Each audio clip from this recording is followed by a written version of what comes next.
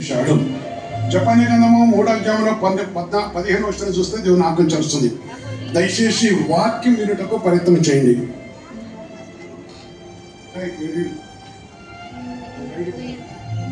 దేవుడి నిరీక్షుని సహవాసములో దేవుడు కలిసి మనతో కలిసి కలిసి మన తండ్రి నేటి వరకు మన కాపాడుతూ ఉన్నాడు.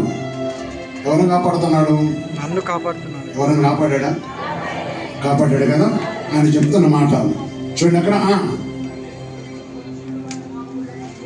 ఆమేన్. తాను మీకు విధించిన శిక్షను కొట్టివేసి ఉన్నాడు. యెహోవా కొట్టివేసి ఉన్నాడు. మీ శత్రువులను ఏం చేసినవాడు ఆయన? ఎంతమంది శత్రువులు ఎల్లగొట్టాడు? ఎల్లగొట్టిండటారా? నిజంగా ఎల్లగొట్టిడా?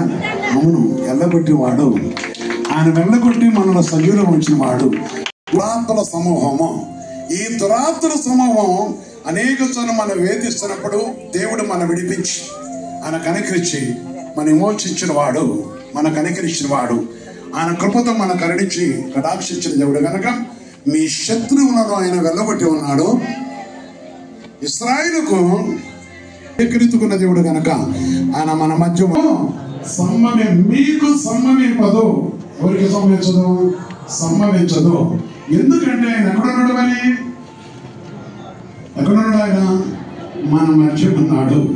మన మధ్య ఉన్నాడు. ఇస్తున్నారు యేసు ప్రభు మాటని కైకుంటున్నారు. వారిని సర్వోన్నతమైన దేవుడు ప్రేమిస్తున్నాడు.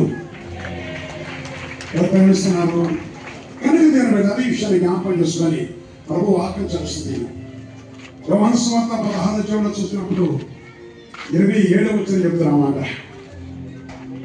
మీరు నన్ను ప్రేమించి నేను దేవుని యొద్ద నుండి బయలుదేరి వచ్చుదనని నమ్మితిరి కనుక. నమ్మితిరి. ఇక్కడికి ఎందుకు వచ్చినారు? ఇక్కడికి ఎందుకు వచ్చినారు? యేసయ్య ఉన్నాడని వచ్చారా? లేడని వచ్చినారా? లేడని వచ్చిన వాడు వెళ్ళిపోతున్నారు. ఉన్నాడని వచ్చిన వాడు ఎంతమంది ఉన్నారు కదా. కనుక ఎవరున్నారు మన మధ్య? యేసయ్య ఇక్కడ ఉన్నాడు. తండ్రి యొద్ద నుండి బయలుదేరి వచ్చుతనని నమ్మితిరి కనుక తండ్రి తానే మిమ్మలను ప్రేమించుచున్నాడు. ఏం చెప్తున్నాడు ఆయన? ఇప్పుడు ప్రేమించే తండ్రి ఎక్కడుంటాడు? ఎవరి దగ్గర ఉంటాడు? మన మధ్యకు వస్తాడు, మనతో ఉంటాడు.